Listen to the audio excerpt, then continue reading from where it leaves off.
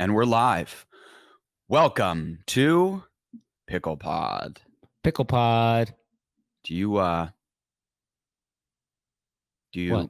I was thinking about doing like a formal intro and then I got Oh, no. Do you want to riff a formal intro right now? not really. Okay. I thought we could use this time to hear a formal intro by you, but no. Are you at your apartment or are you at a hotel? My apartment, which is roasted, dude. I don't know. Is that your own artwork and stuff, or did that come with the apartment? Yeah, okay. I just got this. Okay, cool. Ask me about it, dude. Is that Geronimo? That is Connor Parker. Okay, and he so it actually has a lot. I didn't even realize this. So I was in an airport. Mm-hmm. I don't remember where I was going. Maybe just back. You bought art wall off an airport wall? No.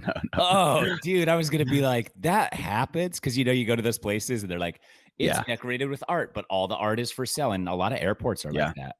No, I was flying to New York maybe for our thing in New York, and so I like to walk in bookstores and just buy whatever and just buy random books and not really understand like what I'm getting into. And so the one I chose was Empire of the Summer Moon, I think, which is all about like the last remaining Native American tribe within Texas and the Great Plains, the Comanches. And Connor Parker was like this 23-year-old chief that was relentless. I mean, I know they would refer to them as savages, but he was savage. Like that's how I would describe it. Badass. He was just a badass. Okay. And he was the last holdout, and he was like a great warrior. And I was like, so this book is the craziest book I've ever read. I was tweeting about it, and it's filled with tons of interesting history, and it's really relevant to Austin too, which I didn't even realize was going to be the case. And so I was super inspired by this dude, and I was like, and I needed something right here because this is a big blank wall. So I was like, all right, that's what I'm getting. Dope Native American thing, because it fits too, because I have like a big buffalo in there, and I've got other artwork. But you never wear Southwest print or anything when I see you. Yeah, well, hey, that's appropriation. That's the next step. Okay, maybe today's day and age, you want to get the pod canceled?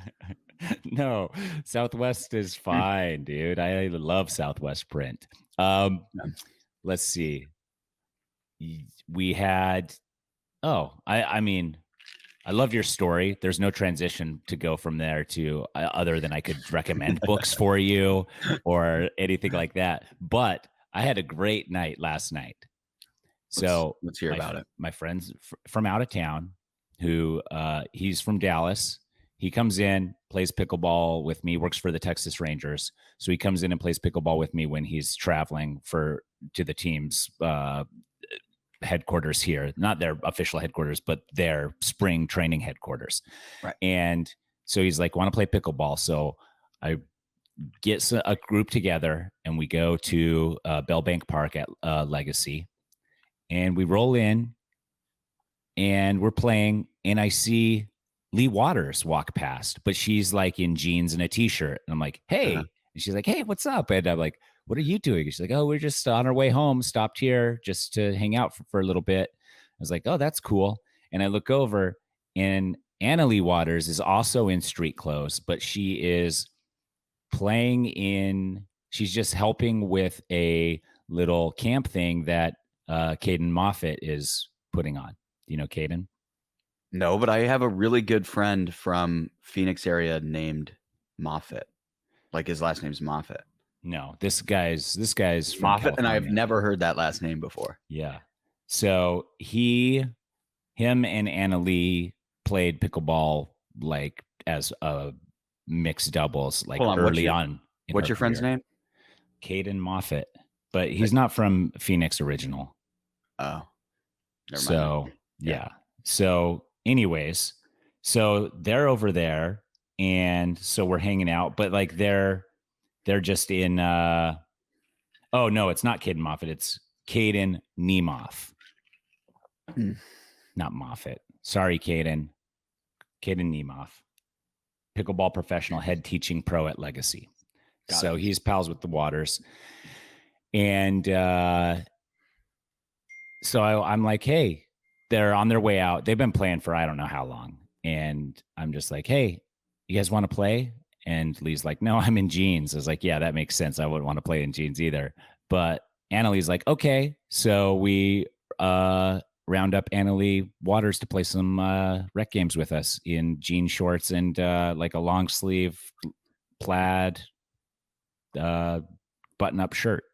Let's dissect the excuse they gave you for being there. What in specific did they say? Why were they at this park? They are friends with Caden. So they were there for that. They were checking out the area because they need a headquarters on the West Coast as well, because a lot of the tournaments are on the West Coast. Right. And they have 7 weeks of no tournaments because the PPA is on like almost a 2-month break before their next tournament. Right.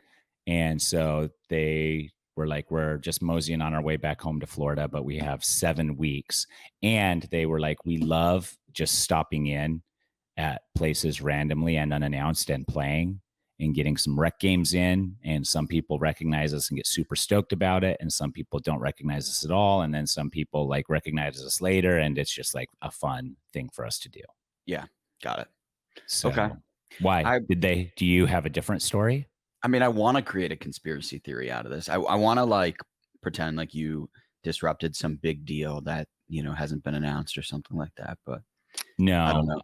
I don't think so.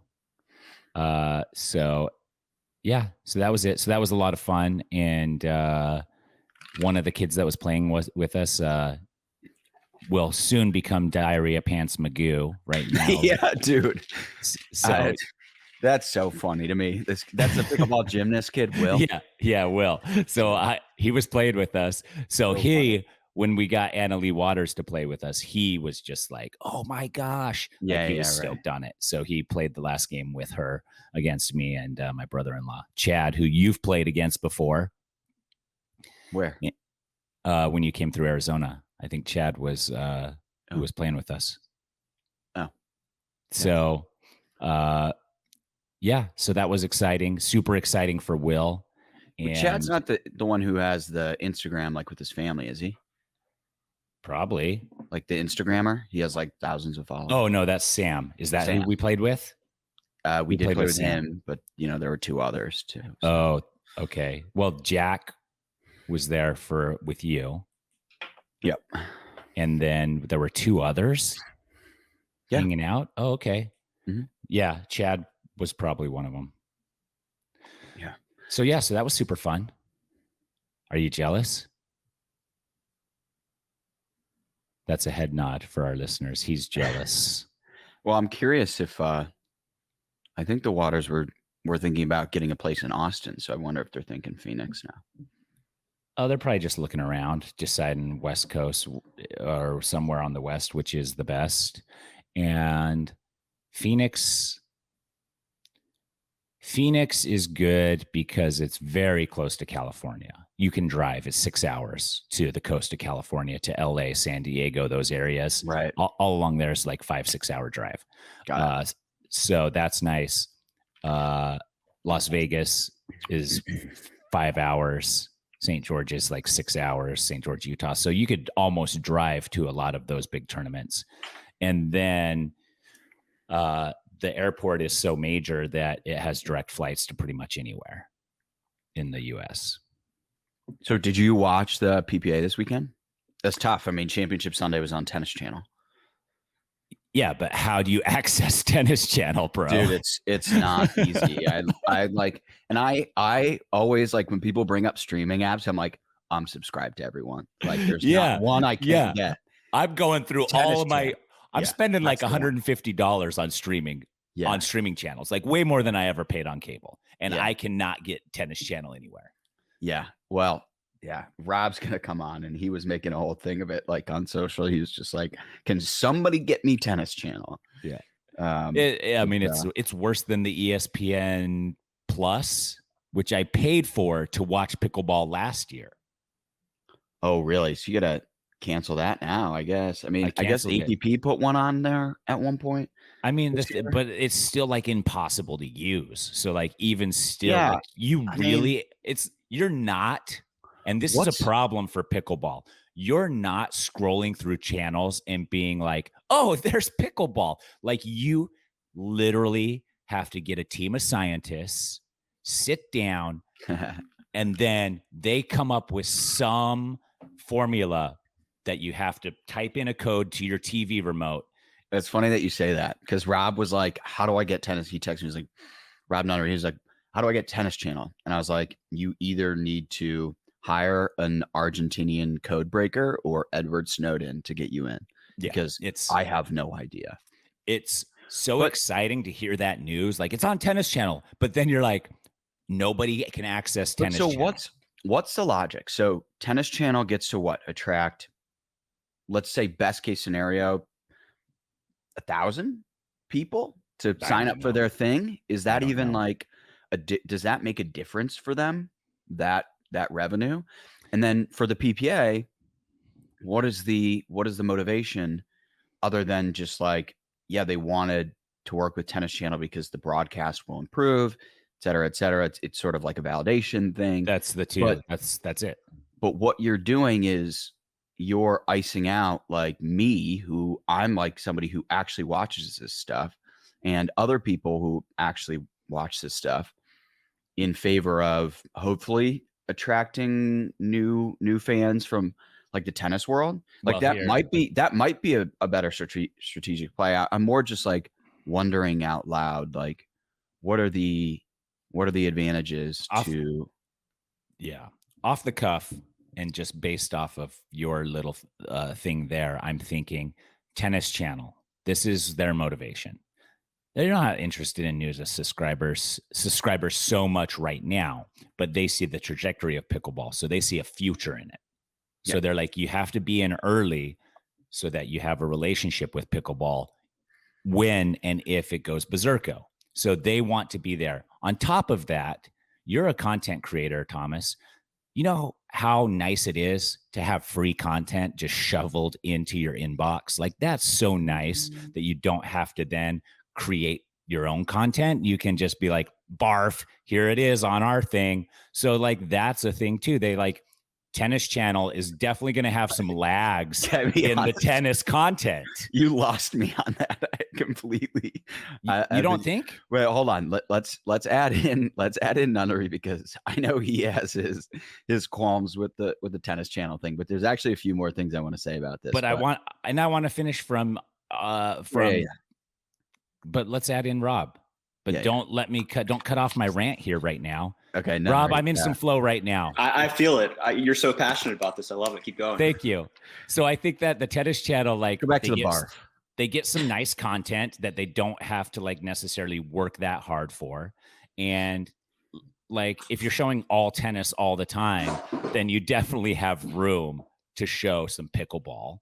For sure. And then why not? And then from the tour standpoint, it adds some credibility, some clout. It's exciting until you realize that even with a team of some of the greatest scientists in the world, you're not figuring out how to be able to watch that thing. Yep. So, I mean, I think and just from my perspective, the best thing you could do is also, if Tennis Channel has a YouTube channel and they have exclusive rights to the content, put it out on there. Like that is worth something, having people tune into your YouTube channel as well. So yeah, I don't know. Rob, why do you think they are on the Tennis Channel right now, other than like the upping the production value and and the validation of being able to say we're on the Tennis Channel? Yeah, I think that's it. Yeah, I think that's it. They're obviously not getting. There's not a media rights deal. They're not getting paid for it. Yeah. So yeah, it's just for exposure. It's better production quality. Like it did look nice at San Clemente, right? To have the studio, to have Morgan. It upped the production quality that we see. I didn't watch it, so I actually only knew about the studio thing, which was cool, by the way. But I only knew about it because Morgan Evans posted a picture Same. of him I didn't on the see it. studio. And I was like, Yeah, oh, same. like I didn't even know that was the thing. I didn't either, but I'm assuming it was good. Yeah, So it looked good. And Morgan, I actually love listening to Morgan. He's just got a phenomenal voice, and his cadence is great. He uses some crazy words too. I always learn a lot of vocabulary when I listen to him. Pull the thesaurus out. With Morgan Evans, yeah. Yeah, there's always moments where I'm like, oh, did he just say it? Like I remember the Vegas Open last year. And he's like, what happens in Vegas stays in Vegas. Am I right, boys? And nobody laughed. Everybody's just like, yeah. And I love those moments. Those are my favorite Morgan Evans moments where he's like, I think I did cross a line, but I did. Nobody's reacting. Everybody's ignoring what I said. And a lot of his jokes are just like, they're so subtle that most people actually do miss them. Yeah. Well, what happens in Vegas stays in Vegas. Am I right for this? That's pretty straightforward. Pretty straightforward on that one. Yeah. Hope you guys are enjoying the episode. First of all, subscribe, hit that follow button on Spotify, or subscribe on Apple, whatever that button is, and subscribe on YouTube. Leave a comment. Let us know what you guys think if you have thoughts. But I want to talk to you quickly about FitAid. You guys know that we drink our Pickle Aid around here. Brought to you by the Dink. But FitAid Energy boosts the original sports recovery ingredients in FitAid with 200 milligrams of clean caffeine from green tea. It's got your branch chain amino acids, turmeric, electrolytes, vitamins, and clean caffeine. They come together in 4 deliciously electric flavors that are naturally sweetened with only 15 calories. It's the performance energy for athletes, fitness buffs, or anyone looking for a clean, effective boost. You can visit lifeaidbevco.com and you can save 20% and get free shipping on your first order. Plus, with our exclusive coupon code, DINK20, DINK all caps, 20, it's one word, at checkout, and it's the digits 20. So DINK20 at checkout. That's Lifeaid Bevco and code DINK20 for 20% off plus fast free shipping. The future of energy drinks is here. Welcome to Energy 3.0. Subscribe. Okay. Yeah. Well, what about, so my last point on question about the Tennis Channel thing was the wide frame. I didn't like the wide frame. I thought it was No, it's garbage. Yeah. What they have, I didn't even get to see it. I couldn't. You guys probably blocked up all the scientists, and I couldn't figure out the algorithm to get onto the Tennis Channel. Explain this to us. So that's a good point. From a side, full wide, or what? Yeah, and they just didn't use it at the appropriate times, which is one of my biggest gripes about viewership in pickleball right now and getting new viewers on. It's just not shot very well. It doesn't capture how fast everything is. It doesn't capture how tough it is to actually keep the ball soft and not pop it up, because people are like, oh, why is it so slow? Why are they hitting it so soft? Well, even though they're hitting it soft, it's still a very challenging shot to keep it unattackable, right? Because the margins are so small of what's unattackable versus what somebody's going to punish you with. So it's my biggest gripe is nobody's shooting it well. Nobody's figured out how to do it to where it actually captures the skill and the ability level of the top pros. So I think until that's figured out, it's always going to be a challenge. And they experimented, right? Like they tried that wide camera angle from the kitchen. Yeah. And did it stretch things out and make it look a little wonky, or what was the main issue with it? I thought it was just like too zoomed out when they were doing the total wide frame. I like when they get up and they get zoomed in at the kitchen line with a little wide frame. But it was the whole thing. It was the whole court. Yeah, it was the whole court. Wide. So it was tough to, you just can't. So one of the hardest parts about pickleball generally and like turning it into a spectator sport is making people realize the nuance and the skill. And if you're wide frame, like you're doing the opposite, I think, like, because you can't really see the difficulty. It's just masks that. So there's a couple things I could think of that could really change the viewership experience of understanding. Yeah, go ahead. Let me stop you right there, because you're leading into what I wanted to ask you. Yeah. In your mind as a professional pickleball player, if you were hired on as a consultant for these film crews or somebody, because is is it a lack of knowledge of the game, of the people actually filming it and producing it? That is the issue? Or is it that pickleball is a riddle in being able to show what you want to show on camera?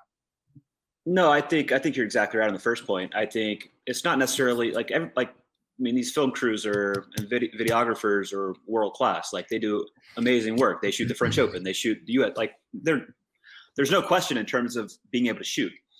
The question is, not understanding the game and not understanding what's going to attract and pull in kind of that new viewer. And in my opinion, just kind of thinking about like what that could look like, just spitballing here, is, to understand, especially the soft game with dinks, right? Like, I don't know if there's a measurement. I don't know if there's some kind of graphic you could put on screen. Like, let's say it's a 4-person dink rally. Everybody's at the kitchen, cross-court dinks, mixing up down the line. Like, if you could somehow show height over the net or depth into the court where that ball is bouncing, and understanding like what the safe zone is, where it's going to be unattackable unless somebody pulls the trigger off a bounce, like finding out where those safe zones are versus like the neutral zone versus the attackable zones, and being able to show that on screen. Because let's say somebody pops a dink up and it's like, oh, that's in the green zone. That means they're going to attack. Then that would be pretty cool, because then you understand exactly why they're doing what they're doing. Because right now people are like watching a new viewer and they're like, why are they just hitting it soft? Why don't they hit it hard?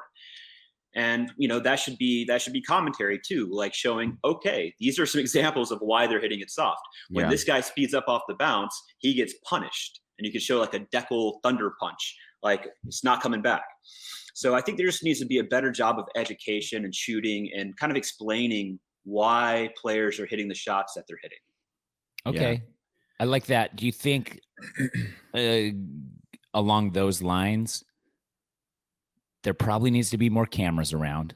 Like, my experience in reality TV is that there is a GoPro stashed under everything. Everywhere reality you turn, TV. You're like, what? Yeah, I've been on reality TV a bunch of times, and you bump into GoPros every turn. You're like, oh, they're filming 90 Day Fiance? Yeah, 90 Day Fiance. I've been on that a bunch of times. that one worked out. On the All-Star version. Got a couple kids now. Yeah. So, but like, I was thinking like little cameras on the posts. Yeah. Along the net line. But then if you have too many cameras, you can't show it live because it's going to be too tricky to shift. Yep. And maybe like but then like, how late can you show? You can't, because people already will look at the results. The people who want to watch the matches are already going to. So that's probably part of it too. Because I think tennis, you can take a wider angle and a wider lens and see the majority of the action. But they film baseline most of the time. Yeah, but pickleball, you couldn't do that, right? No, you do. That's how they always do it. But they shouldn't. We need more angles on pickleball. I like it better than what they're doing now. That's all I'll say. But yeah, I agree. There should be better angles. All right, but let's change topics. No, one more. Because I did see I don't remember where I saw it, but I saw an interesting angle. But I think it was from a drone. It had to be. It was probably me. Yeah, probably you. But it was kind of a side view, kind of showing the kitchen, but more from like a little bit of an aerial, but not to the point where you're like right on top, which I don't like, because you can't really see, like I said, what's attackable, what's not. That's what's interesting to me. If I'm watching a dink rally, how soft are these guys keeping it? Are they could that have been attacked, but they decided to dink it anyways? All that stuff. But this angle was shot from the side, a little above the court, but you could still see kind of what's going on, how high the dinks are. And then it kind of came across more towards it kind of looped around it towards the back. So I think that's interesting. When you're seeing a dink rally, you're not too aerial, but you're kind of going around and moving as the point's going. Could get distracting to players, but like if there was let's call it a circle, kind of a loop over the court, but not too high, where you could capture that would look really cool. Yeah. I mean, I think also like everybody's kind of afraid to get in there a little bit, because tennis doesn't do that. But even football, like you go to the Dallas Stadium and they're like, right on hey, and they're like, if you kick the ball into it, that's just like them's the breaks. Yeah. And like they just need to, be like, this is for production. It's going to look dope. The camera is only 10 feet above your guys' head. And if that you knock that, then it's just a replay of the point. Keep your serves low, no moonball serves, like something like that to increase the production value, improve the production value, which will then increase viewership. Yeah, I think players can adjust to whatever needs to be done, but I think all players would agree that having higher production value is going to eventually earn them more money. So just do it. Yeah. All right, let's talk about talent. Let's kind of picking off our conversation with Travis, right? Yeah, dude. And what? I've had so many thoughts about this just watching the weekend as I was seeing the results. And I was like, I got to talk to Thomas about this. Yeah. So JW wins, Paris Todd wins. Is this bad for the PPA? That non-PPA players are winning these things? Well, no, it's good for the PPA because it actually has more variety. Yeah. Like as long as it's happening on their stage, it's a good thing. Okay. If you're talking about it devaluing them as being the talent premier pool. Tour, the top cream of the crop, you could make that argument that these players who are, predominantly playing on a different tour are coming in and beating the best. But Ben wasn't there in singles, so asterisk there. But Paris, on the other hand, came in and she was smoking the ball. Yeah, she's ripping the ball. Dude, that was my every biggest time. Takeaway. That was my biggest takeaway. Dude, I picked her too because I was like, I saw what she did to Catherine, and I haven't seen. I mean, even Anna Lee doesn't dismantle Catherine like that. Yeah, and I was like, oh, she gave people problems. Like Anna Lee tried to come in. Paris's passing shots are so good. Like her groundies are just so good. Yeah, every time. Would you call them groundies? You say groundies? Yeah, ground strokes. It's a tennis term, I guess. Groundies. It sounds more like a Morgan Evans term. Groundies. It does, yeah. And you're like, what is that? Is that like ground squirrels you eat in Australia in the outback? What is she doing?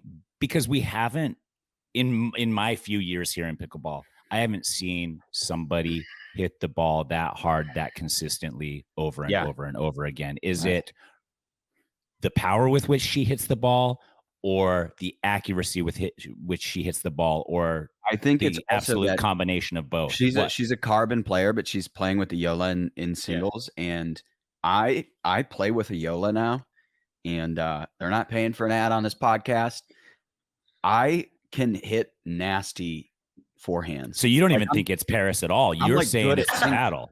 I'm like good at singles now. Well, I do think you're good at singles now. Okay, it lends a little bit of an advantage. And I never come in. So tip to anybody ever playing me in singles, I'm not coming in.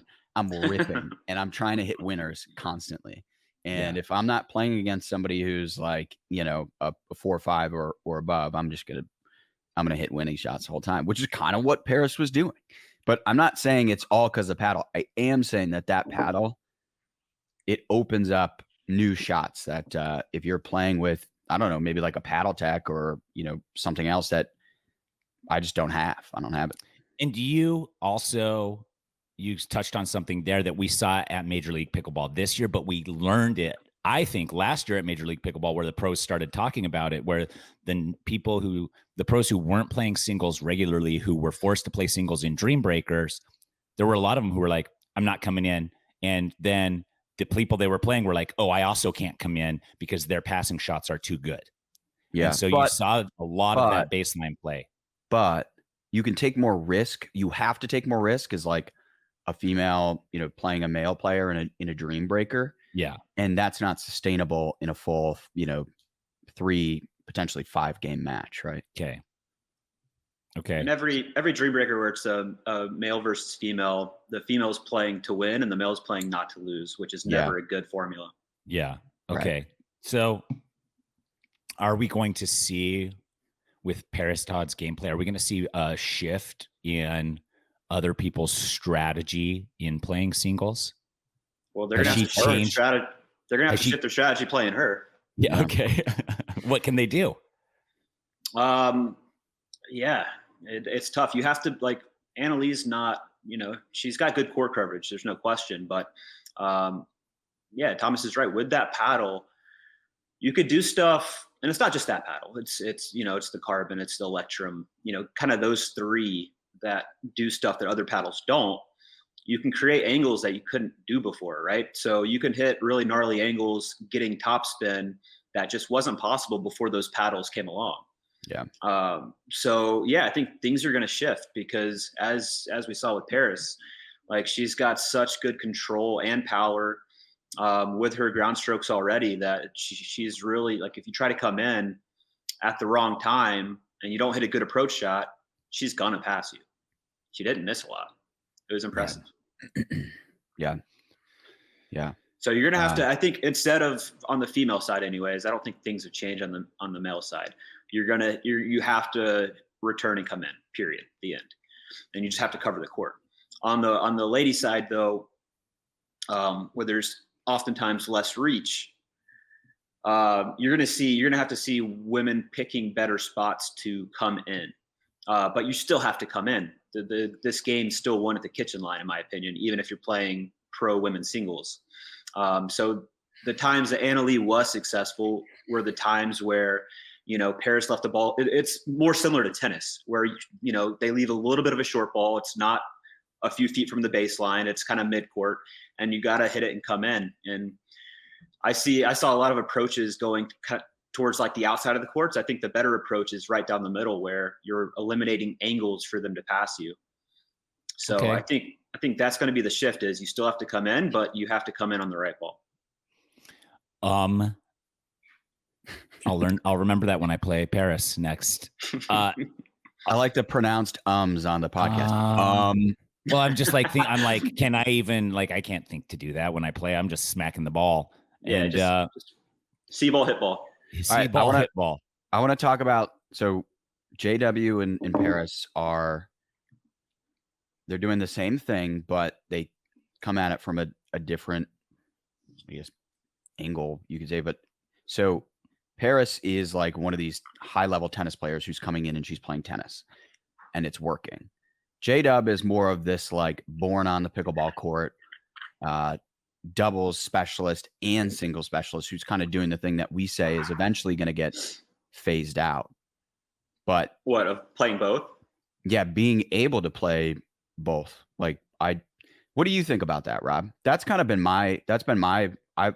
that eventually, like, the specialization is going to become too strong and you're not going to be able to do both. I think so, but I think there's always going to be the anomaly that is the Deion Sanders or the Bo Jackson, where he's just like, oh, this person's really good at both, but generally it's not going to be the case.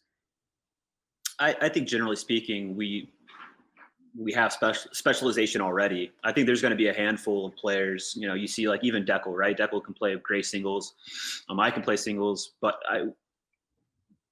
we just don't, because doubles is kind of, pickleball is a doubles game. It's a doubles focused game. There's less emphasis on singles, which is the opposite of tennis, which is a singles focused game. But I think specialization's already happened. I think there's a ton of great singles players that are not good at doubles, or not at the highest level at doubles, that are at the highest level in singles. Like, and you're seeing a lot more of that, right? Name some names, bro. Name some names. Well, I'll say Paris Todd, like, her doubles game does not mirror that of her singles. Doubles just takes longer. She hasn't been playing that long, but her doubles game's progressing, and she's going to be a great doubles player. So I wouldn't necessarily use her as a perfect example of that, because I don't ever see her being a single specialist. Like, I could see her being great at both, being top 10 in both. But on the men's side, there's lots. Like, you see Fed, Stocksrud, who's coming along. Like, he'll get better at doubles too. Who knows at the highest level? Sharebear. Alex Newman's getting better at doubles, but he's great at singles already. Like, there's just so many good guys that are in singles quickly because it translates faster than doubles. Yeah. Doubles takes much, like, and I saw a post on Pickleball Forum. I think Dane Gingrich posted it, but it was like, if you're a pro tennis player, you can get really good at singles, be a top pro within 3 months, but no matter who you are, it'll take 12 plus months in doubles. And I think that's a fact. Doubles just takes longer. There's more nuances. It's a different game than tennis, and it takes different shots, and it's just harder.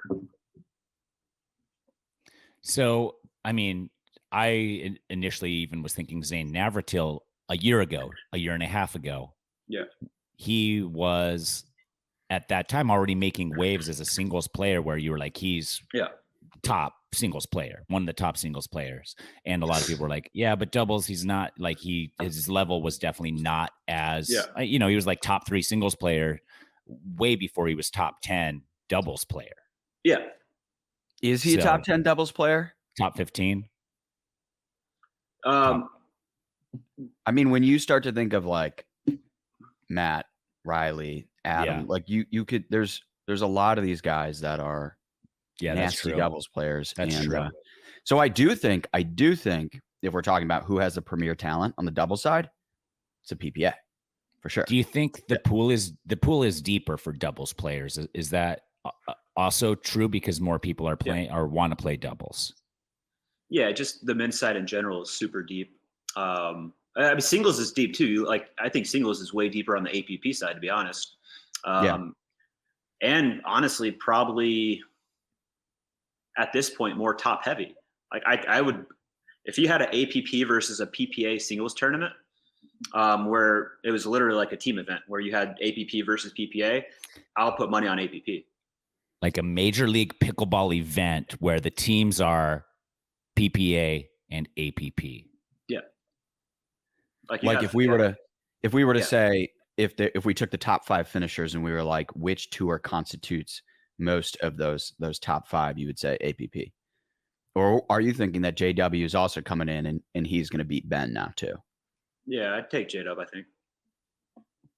I think for me, like a big shift we're seeing, for me, a big shift between like JW and Ben was the US Open, where Ben was way more vocal, showed way more emotion, because I just feel like he knows that it's coming. It's coming. He's at a ceiling, and JW's not nearly there, and it's a changing of the guard, in my opinion. I mean, Travis said those same things last week. Yeah, I think I might lose $10. I said 2 years. And he gave you a year though. He said in 12 months, if JW isn't ranked higher, a little more insulation. Yeah, he said Travis said guaranteed in 2 years, JW will be the uncontested favorite of those two.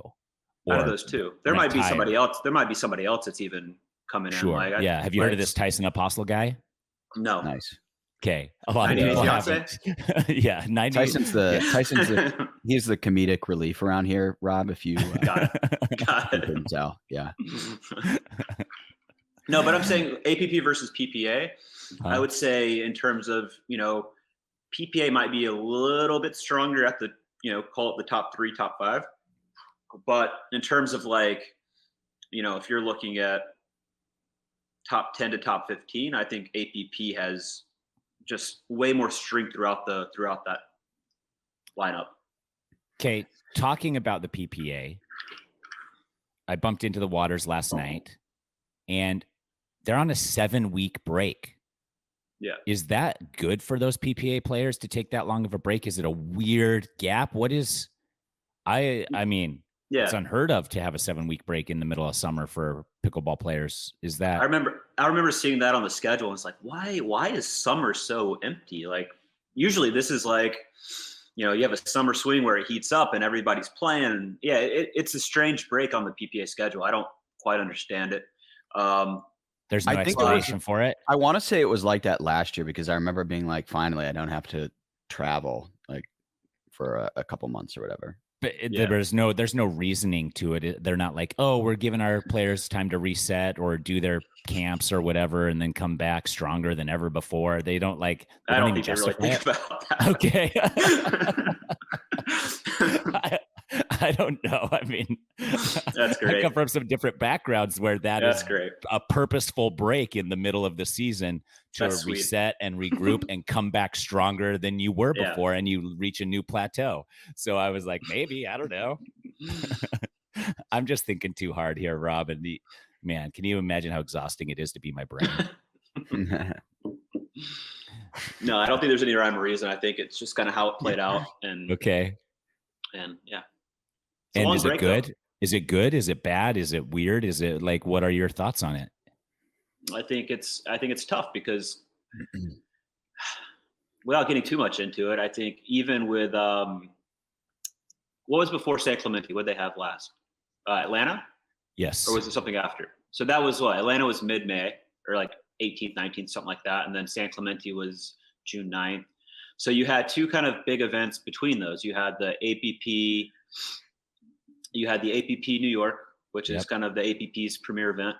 And then you had obviously all the hoopla with the MLP draft, which you guys were obviously there and crushed it. And then the MLP actual event in Austin this past week.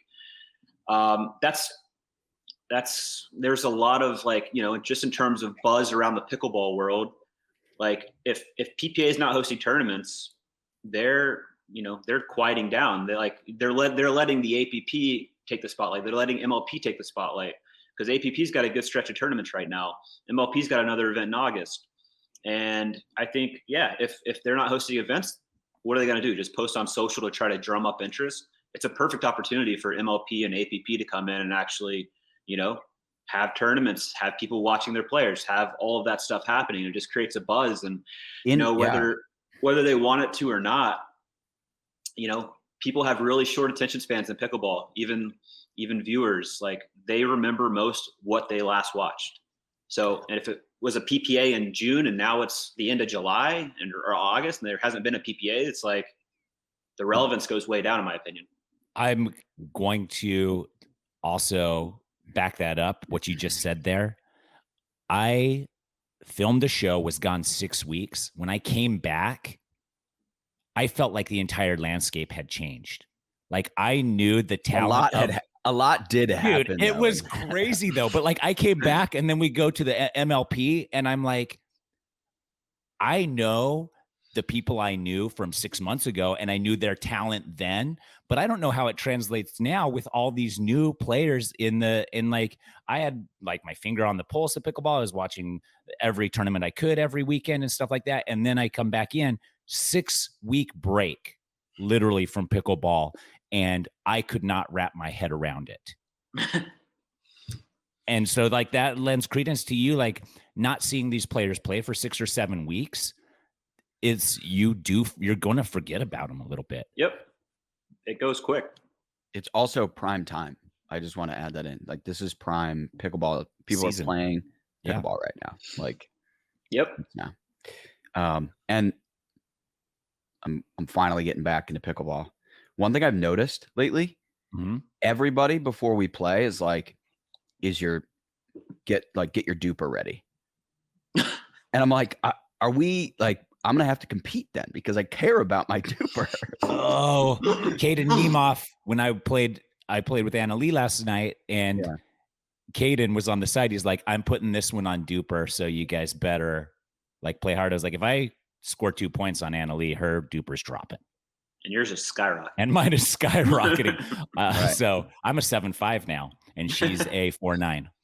But it makes even the most like casual of games competitive. Yep. I'm like, God dang, I just want to go out there and like rip some shot, try some crazy stuff. But if you're throwing it on DUPR now pride's on the line. I mean, when you're almost 43 years old, you just stop caring about that stuff, Thomas Shields. Not me. I know. You're not 43. I never once have in my mind have been like, oh no, my DUPR thing. Even when people mention the DUPR thing, I'm like, what is will be. Here, you want to know why, Tyson? Why? Because when we played in Vegas, I went from like a 5.2 down to like a. But you're not a 5.2 or something. Yeah, but you're not a 5.2. Tyson. This guy. Tyson, this is cute. This is so cute. A more honest score, and that's what DUPR does. Is it? I'm a 5.7 at least. Okay. Rob, I played Rob in a pro at the Beer City Open in APP. I think it was how long ago was that? 15 last summer, I think. Yeah, 15-9. I think you guys beat us. We had you were on the ropes. Teammate? Rob started to who was I playing with? You were playing with Martina. Yeah. And who were you playing with? Thomas Jackie Urbanati. Yep. And I look at her and I go, Rob's in a bad mental state. Right? I was in a very bad mental space. I was like, he's frustrated. Let's go. I was like, let's go at him now. Like, take advantage of this. Like, we need to win. And you guys did. We had a good momentum. We were feeling good. I thought we were going to win. And then Rob was like, nah. But that's the thing is like, when you get in these pro matches and some of these players, when they mentally flip that switch and go, all right, let's turn it on. It's a different level. And that's what when they're like, I want to win and I'm going to win right now. And then they're just like foot on the gas. Yeah. So Thomas, my challenge to you is next time we're in person, let's DUPR some shit up, bro. Yeah, play some singles for your DUPR, and then we'll get some doubles going for your DUPR. We're going to play all three. We're going to play mixed, we're going to play same, and we're going to play singles. Cool. I am going to destroy your DUPR, bro. I'm bringing it down to under a 4. My one goal is you're going to go for one of your dumb Ernies, which you always telegraph. You're always like, you basically are like, I'm going to hit an Ernie. And then you hit it to me and I smash it in your crotch. I don't know why.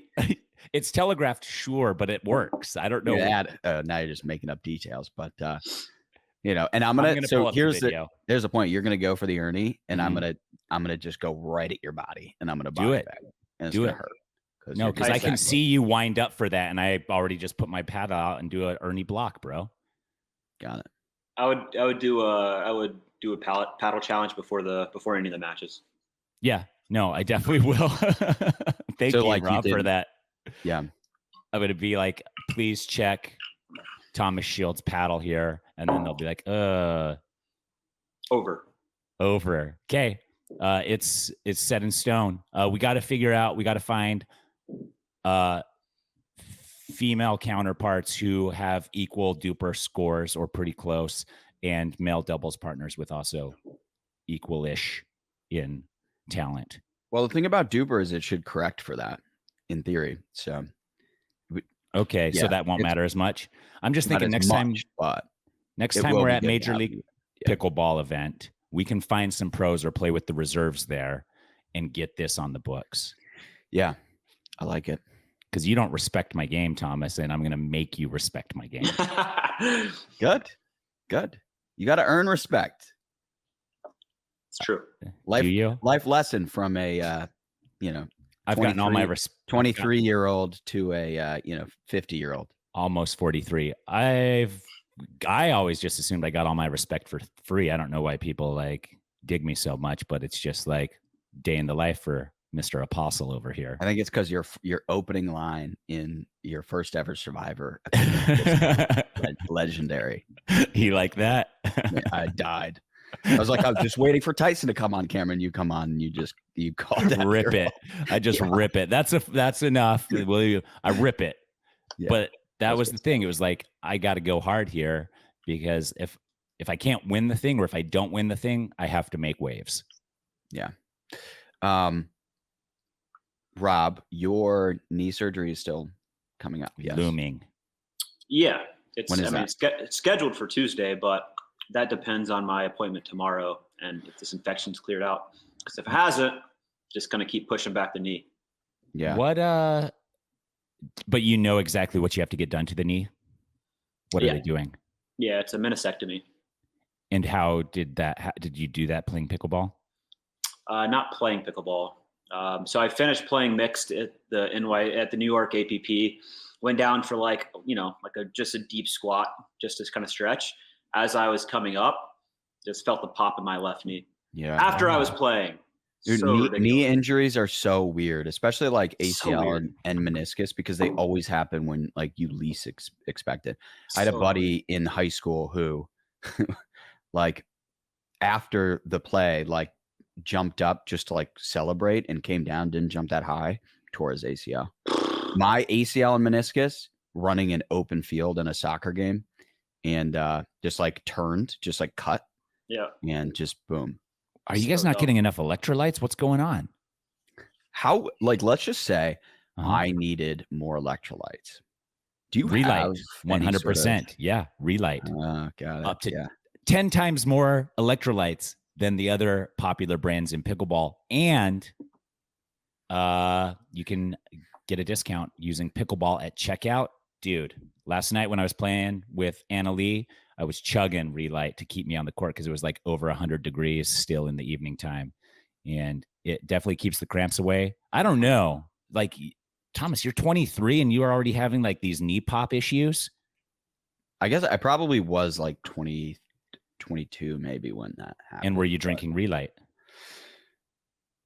No, man. I mean, I don't want to say anything because I don't know. I'm not a doctor. I've never had a real, I mean, I shouldn't say it. I'm stopping there. It's good. Good thing. Right, Rob? That was going to lead to nothing good. Hard stuff. Yeah, but you're lanky. I feel like that's better for knees.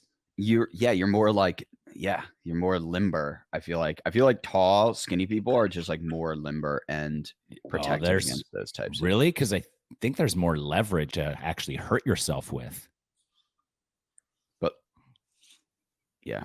Well, we're not scientists, as evidenced by our inability to watch the Tennis Channel this past weekend. Rob, who did you have on your podcast this week? We don't do guests often. It was just Casey and I. Just Casey and you. Don't minimize you two. I'm not. It's the main show. It's the main show. It's the main show, the Casey and Rob show. We'll have to get a match with us four, but it sounds like Thomas doesn't want to be on my team anymore. No, I'll play with you. Okay, good. Although I think that Rob is better than both of us, and I also think that Casey is better than both of us. Your surgery is Tuesday. Let's play Wednesday. Let's play Wednesday. We'll do DUPR. Luckily, Casey's pretty long. He can cover the whole court for me. Yeah, I think if it's just us, if it's us two versus Casey, we'll smash him. We'll get him. Thomas, what else is on the docket? People are playing pickleball naked. I saw that. People were sharing that with me.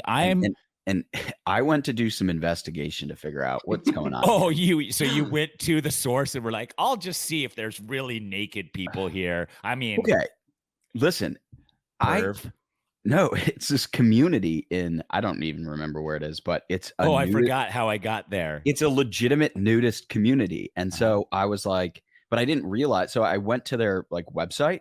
Yeah. These pictures unedited are like on their homepage, just straight up naked people. And I was like, just junk hanging. They're all pretty old. Erase browser history. Yeah.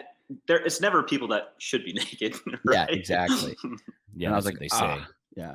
So somebody sent that to me and I was like, I feel bad for whoever edited in those like little pickleballs to cover the. Did they? Oh, that's perfect. Yeah. That's so good. Because those same pictures are on the home page, but just without the pickleballs over everything. So I love it.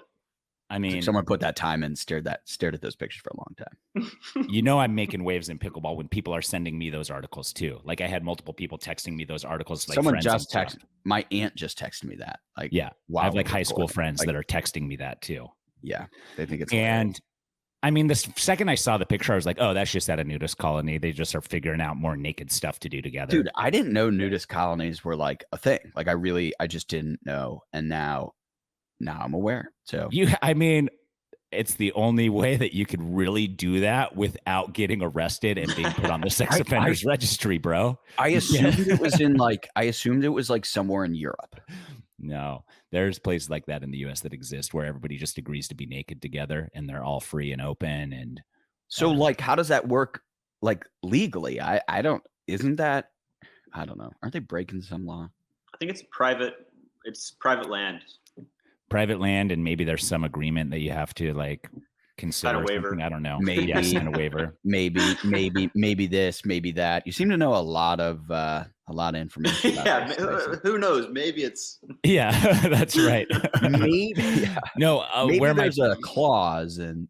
Where my parents live in Utah, there's a nudist. They call it a nudist ranch, and you would drive past, and there's a sign for it, and it was actually called like Beaver Creek Nudist Ranch or something. Beaver Creek, I like it. Yeah, and something like that.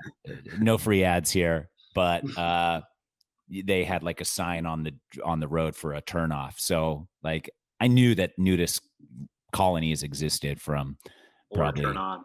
Yeah. So, but I'd never gone and checked it out yet. So, Thomas, maybe we can get that nudist colony to get us out there, and we can do Sponsor a live pod from content. Yeah, we could do it on OnlyFans. Okay, I like where your head's at, bro. Yeah, dude, monetize a little bit. Yeah, really smart. So, okay, I'm in. We'll all meet there. So, Rob, I realized that. So we walked into Steve Kuhn's house where you were recording a podcast, and I thought it was for Freestyle Boys.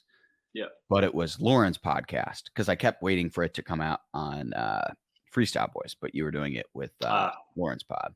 Yeah. Pickleball After Dark. Thank you. Yeah. List the top pickleball podcasts in the industry from no particular order. Freestyle Boys. Oh no, Pickleball. And Lauren's is like on Amazon or something. Is that a statement? On Amazon? Yeah. What? The other thing I noticed was I rewatched the intro to the draft show in New York, and we did not give Michelle McMahon enough props for. Because during Major League Pickleball, she kept calling it the Pickleball Podcast, and like I didn't want to correct her. But during the broadcast, she did call it PicklePod. Yes. And her intro was the host of the predominant pickleball pod, PicklePod. Yeah. And I was like, wow, that was some good. She got it, and she nailed twister. Yeah. And that's why she's a professional. Hey, we're professionals now too. We are. She has a great voice for it too. We should actually get her to do our intro. You can't steal that, Rob. I'll talk to Michelle to get us like a real intro where she's like, welcome back to PicklePod.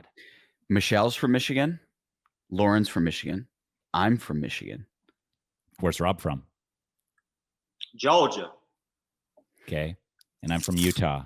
So sounds like the best people aren't from Michigan. Correct. Yeah, well.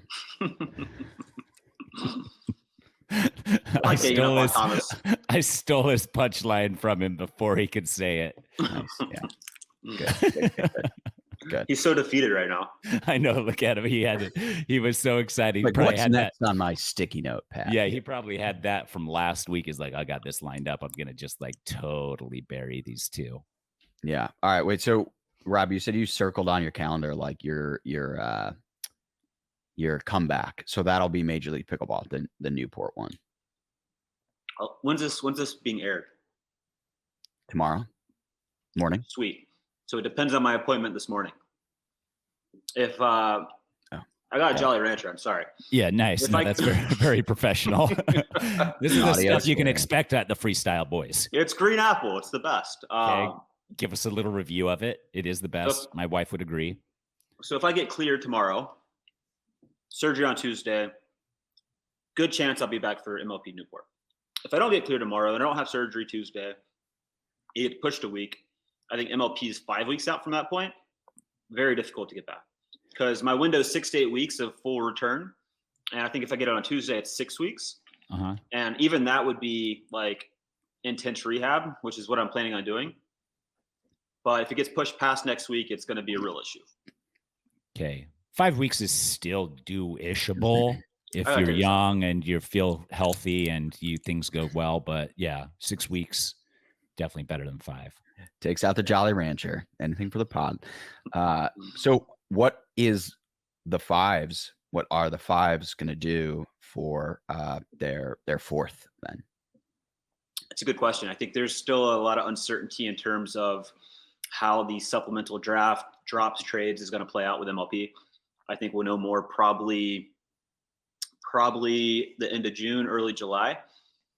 So there's a few thoughts with injured players. I don't know if Stone's still going to be injured or not, but there's thoughts on having like an injured reserve where I hold my spot, but they still add a player for the team. Case. Yeah. Or if not a good situation for me if they're like, oh, he's injured, he can't play, so they just straight up drop me, and then another team has to take it. Like, another team has to take a chance on me being healthy for Newport, or I just get left out for Newport. So I don't know. I think there's a way. There's a few different ways it could go. It would be the saddest thing in the world if I got dropped by the fives. I do the most intense rehab in the world after my surgery on Tuesday. I'm super healthy for Newport. I'm not on a team. Yeah. Or you get redrafted by another team. I'd be okay as long as I was on a team. But like the heartbreaking thing would be if I got dropped and nobody picked me up because of the risk of me not being healthy. Yeah. And then I am healthy. Right. I would just hope. No, I would never hope somebody else got injured. But it would be a bummer. But then you'd be even hungrier for the October event. No. Well, sure. But but it would take a while to get over my sadness first. To gain that hunger. Thomas. Yes. You texted me an article. Do we want to talk about that article?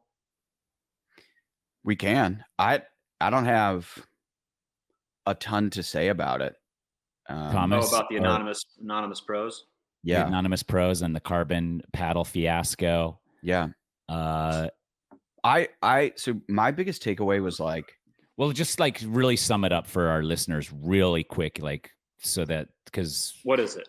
I couldn't even there was a lot in there, but essentially it was just like, so the theory, the original theory that Carbon was sending different paddles to USA Pickleball than they were selling people.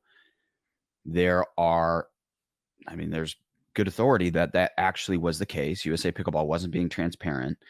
They were testing behind the scenes. They were issuing warnings that they weren't being honest about. And there was just a lot more going on behind the scenes that if I'm a pro and there is an advantage to having a carbon paddle, I'm saying it's unfair that I have to play against this thing if it even gives my opponent the slightest of advantages. If I'm another paddle brand, I'm saying this is BS because if Carbon gets away skate-free, whatever the term is, they go unharmed through this whole thing.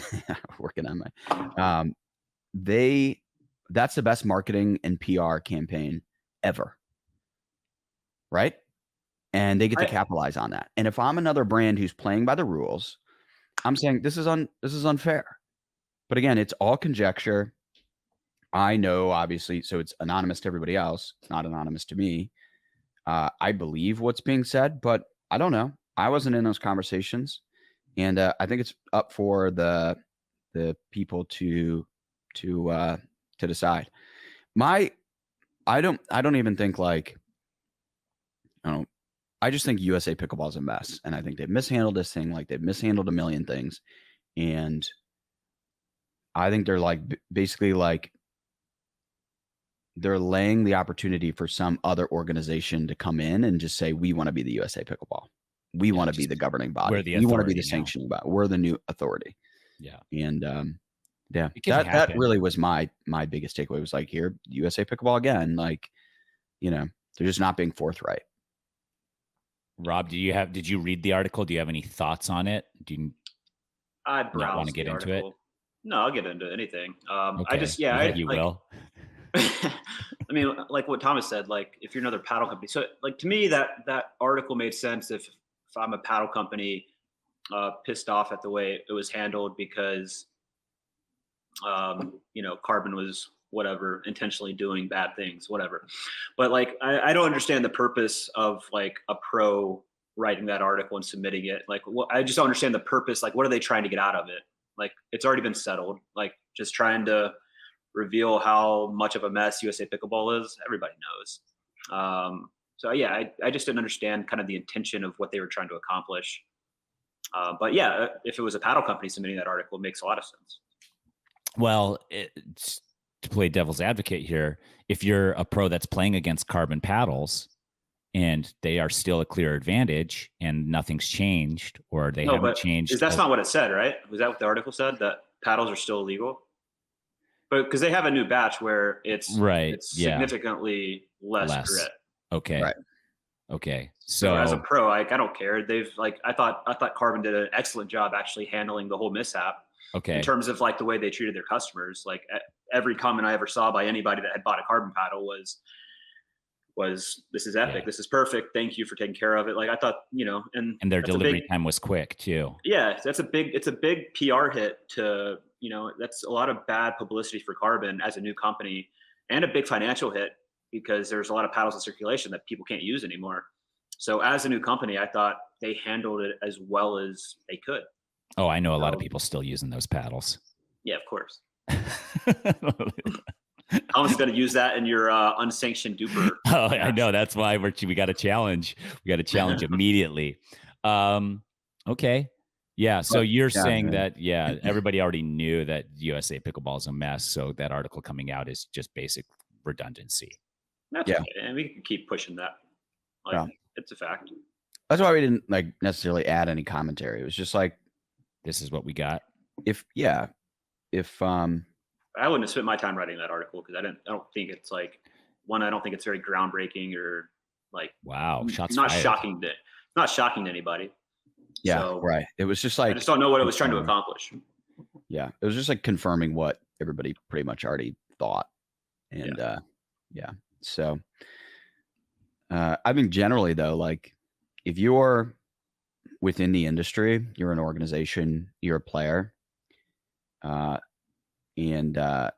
you've got something to say, if it's relevant, we'll give it the platform. Yeah, I like that. But yeah, so no, I think, I don't know, we'll see. I think people are just going to move on, be like, yeah, that's what I thought. Okay. Yeah, I mean, okay. One thing I mentioned in my podcast was so much talk about Carbon, and this is going to look like I'm on a Eola spree, but I'm not. I don't care. I just find it very interesting that everybody forgot how quickly. There's 2 videos on Eola that showed it being over roughness, and everybody forgot about that really quickly, right? With the whole Carbon stuff, because you had that video at the U.S. Open, which you had the USA Pickleball paddle tester, the official guy, saying, "Oh, that one's going to be over. You don't want me testing that," or whatever he said.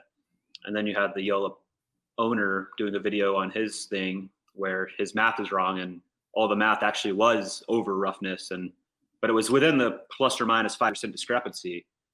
But I guess so my point on the podcast I recorded yesterday on freestyle was, I'm not going to tell you. You have to listen to the freestyle podcast. Oh no! What a teaser! That's so just good. Kidding. I already have it downloaded. No. So the point was that all of these companies that are pushing the envelope in terms of roughness, none of the manufacturers are good enough to have the exact same roughness on every single paddle that comes off the assembly line. So pushing the envelope to where they're pushing it, you're gonna have basically what I said was Electrum, Carbon, Eola. I guarantee you, if you take 20 paddles or 100 paddles in circulation, you're gonna have many of them that are probably over roughness. So I don't know. I think, the Carbon's latest batch, just from what other players are saying, the roughness is way down. So it seems like they're not skirting that line as much, which I think is what companies should do, right? Because there's no way to test every single paddle coming off the line in every batch. Yeah, they need to be more strict on what the actual parameters are and be you have to be under this number. Right. So, yeah. Thomas put his shades on, which means he's done talking, and he probably wants to tell us about his sunglasses, which he wears indoors because, Rob, I don't know if you know this, the sun never stops shining on a cool dude. Oh, good Lord. Nice. Thank you. Yeah. Well, here's why I like Shady Rays. Uh-huh. Okay. I used to live next to a sunglasses store in Manhattan, and they were very, very expensive, but they were awesome. And I would spend quite a bit of money buying these shades, and I've lost multiple pairs. Now, everybody has that story. Shady Rays will literally replace for free a lost or broken pair. We'll just send you a new one. How do you prove it's lost? You don't have it. Yeah. I don't know. Yeah. It's a good question, Tyson. So that's send them an email right now and be like, that's what I'm saying. That's a pretty cool thing that they do there for you. Yeah. So, but they also provide 10 meals to fight hunger in America with every order and have donated over 20 million meals to date. So you can look good in your shades and feel good about making an impact. Mm-hmm. I like that. I'm willing to support a business that is willing to give back. So if you guys do want to get some Shady Rays, go to shadyrays.com and use code DINK, all caps, for 50% off 2 or more pairs of polarized sunglasses. 50% off. I think I read that last time and didn't even think about that. That's pretty good. 50%. Very off. steep discount. And they give you free sunglasses if you lose that 50%. Yeah. Basically, Lovely. you just get unlimited sunglasses. So you're getting 2 pairs of sunglasses go for 50% off of 1 pair of sunglasses. Well, 2 minimum. 2 minimum. I lose a lot of stuff. But I'm assuming they only replace the lost pair one time. I would imagine. That's just like mathematical in my head. They can't be like, okay, here's another one. And every month they're just like, we're just going to put you on a subscription where we send you a pair knowing you're going to lose them once a month. So cool. Well, Thomas, I'll be checking that out right now. Yeah. And so will Rob. Anything else, Thomas, before we close? Nope. Rob, closing statements? That's her. Rob doesn't have anything. Thanks for tuning in. I've got very important stuff going on this weekend, but it's top secret. And Thomas is so jealous. 90 Day Fiance, the follow-up. The reunion. Excited. End of this thing, Thomas. See ya.